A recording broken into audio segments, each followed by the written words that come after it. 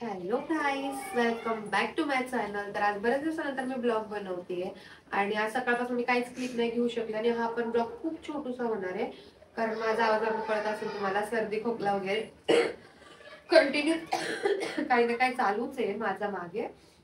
आणि आज कोणतरी स्पेशल व्यक्ति माझ्या घरी आलेली है, म्हणजे जिस चीज मतलब बहुत महीनों बाद कोई तो मेरे घर पे आया है.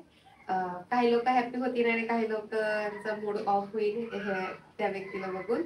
तर कोण आलंय हे मी तुम्हाला नंतर दाखवते, पण मी आज काय बनवतीये ते बघ. हे तर माझं गरम पाणी आहे, हे घेणार मला. मला सर्दी खोकला झाला त्याच्यामुळे मला नॉनव्हेज खायचं नाहीये ऍक्च्युअली, नाही का. नॉनव्हेज नाही खायचंय, औषध चालू आहे त्याच्यामुळे मी नॉनव्हेज सोडलेलं आहे. त्याच्यामुळे माझ्यासाठी बटाट्याची भाजी बनवली आहे मी.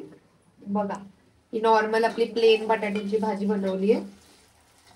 वरण आणि हे ज्यांना माहिती असेल हे सुकट सुकट बनवते मी. म्हणजे माझ्या जे व्यक्ती आपल्या घरी आलेत ना त्यांचा फेवरेट आहे ते सुकट, त्याच्यामुळे ते बनवते मी. अँड वरण बनवलंय, भात बनवलाय, चपात्या बनवायच्यात. आता चपात्या बनवणार आहे. पूर्ण जेवण रेडी झालं, ताट लावलं की मी तुम्हाला दाखवण. पण कोण व्यक्ती आले हे पण तुम्हाला दाखवल.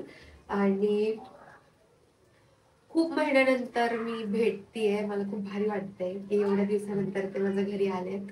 आणि बघूयात आता काय काय होतं आणि काय काय नाही होत.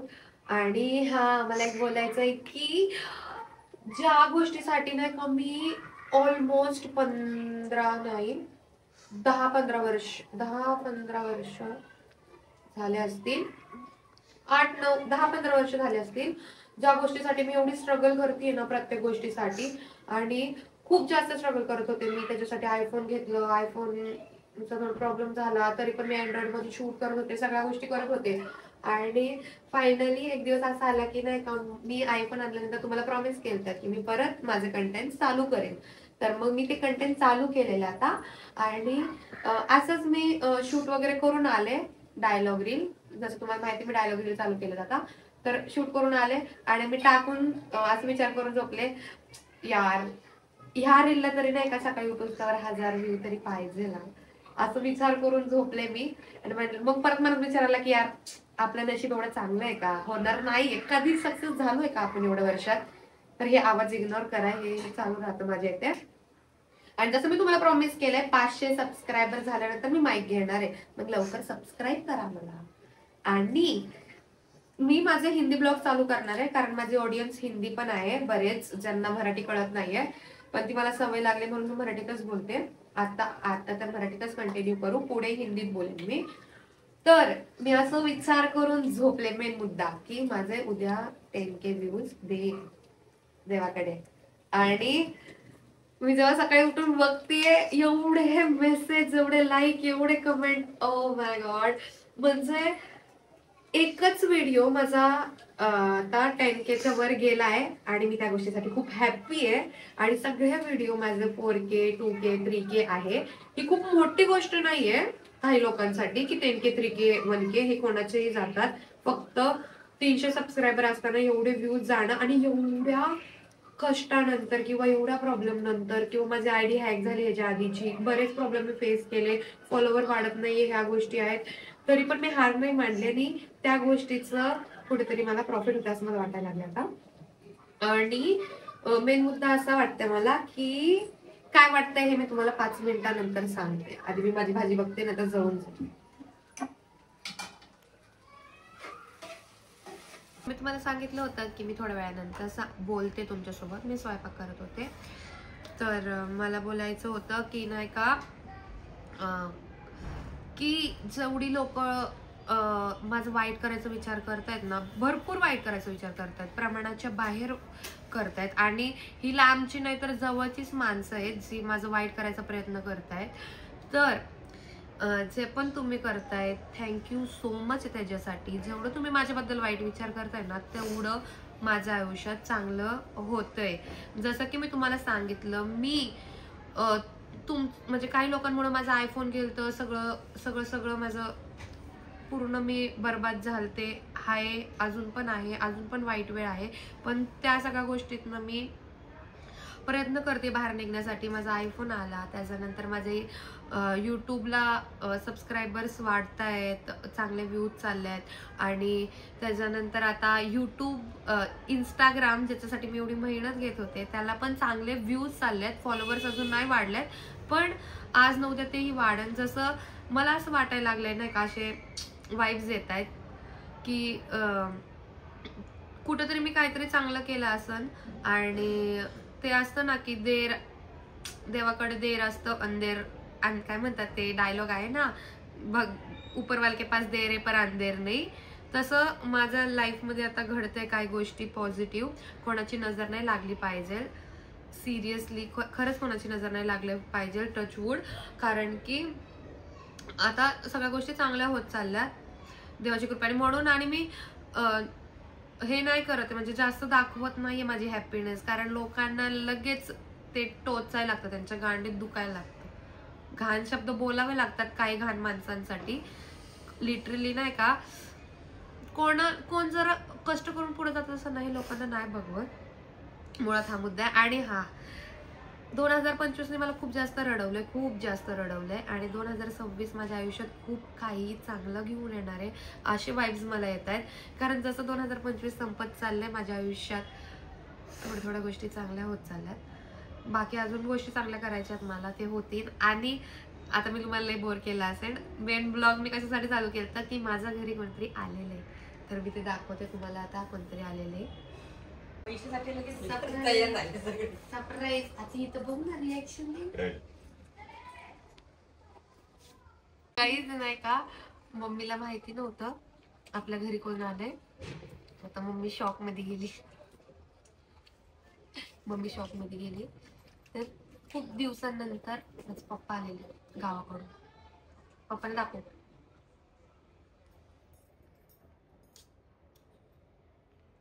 तो पप्पा कैसा लग रहा तुमको? अच्छा लग रहा. जोर से बोलो, आवाज जाना मांगता आपने. अच्छा लग रहा ना. अपनी फैमिली, यूट्यूब फैमिली को आवाज जाना मांगता. आएगा ना. तो उन्हें क्या, अभी बहुत दिनों बाद मेरे पापा में हम लोग के घर पे आए गांव से, पूना में, हम लोग को मिलने के लिए. तो अभी देखते खाना पीना खाते, एंजॉय करते. रोटी नो, मम्मीचा एक काहीतरी वेगळाच प्रश्न असतंय, मधीच काहीतरी बोलती मम्मी.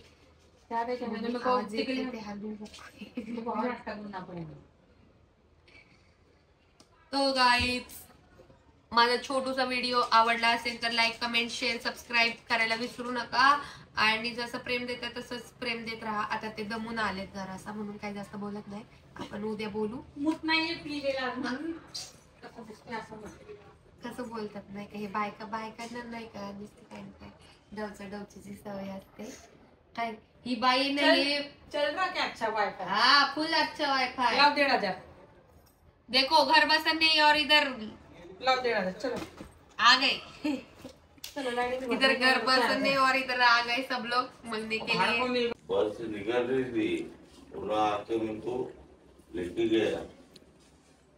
हमको उनका जरूरत ही नहीं थी. नहीं, मेरे को सिर्फ उसका खाते मेरे बच्चे को बुलाने का था. तुमको क्या लगा मैं झगड़ा करूंगी ना, मेरे बेटे को तो बुलाने का. तिकडे विरारमध्ये येऊन तिला काय पण बोललो ना, तिला लय करायचं.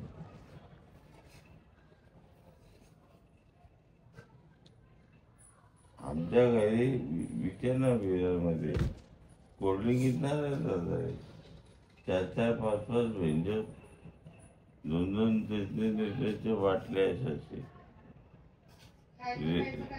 रिलायन्स मध्ये आम्ही शॉपिंग करायचे मुस्कान आली तर तिला कपडा बिपडा.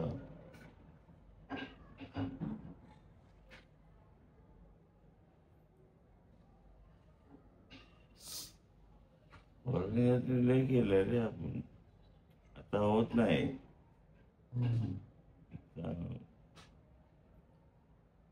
काही झाले ना,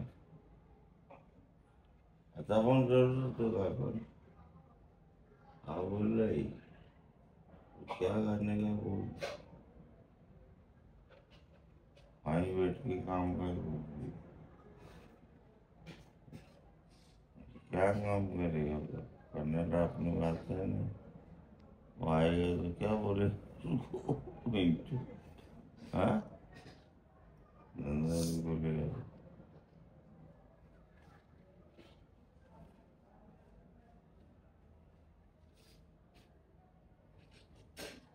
तुला बोलू पण नाही सकत की तू पुन्हा मी बोलगे नाही कुछ धंदा तो बोला तुला आईला सामानाला इकडे ठेवलंय तुम्ही धंदा करून बसणार तर आईला कोण सामान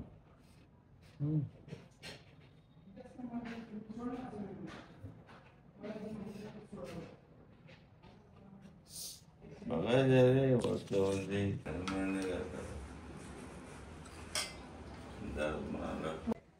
तर आज बरेच दिवसानंतर नाही का एवढं चांगलं म्हणजे मी रोजच बनवते जेवण फक्त ब्लॉग घेत नाही पण बरेच दिवसानंतर मी खूप काय काय काय काय काय काय बनवते कारण आज बरेच दिवसानंतर पप्पा आले त्याच्यामुळं मग हे बघू शकता तुम्ही फक्त नजर जनवाले नजर मधला गाव हे चिकन आहे मम्मीने बनवलं आणि हे सुकट आहे आणि हे बटाटा चपाती आणि हे कांदा मला नॉनव्हेज नाही खायचं आहे आणि आज सगळे माझे फेवरेट पदार्थ आहे तर मी आज गपचूप खाणार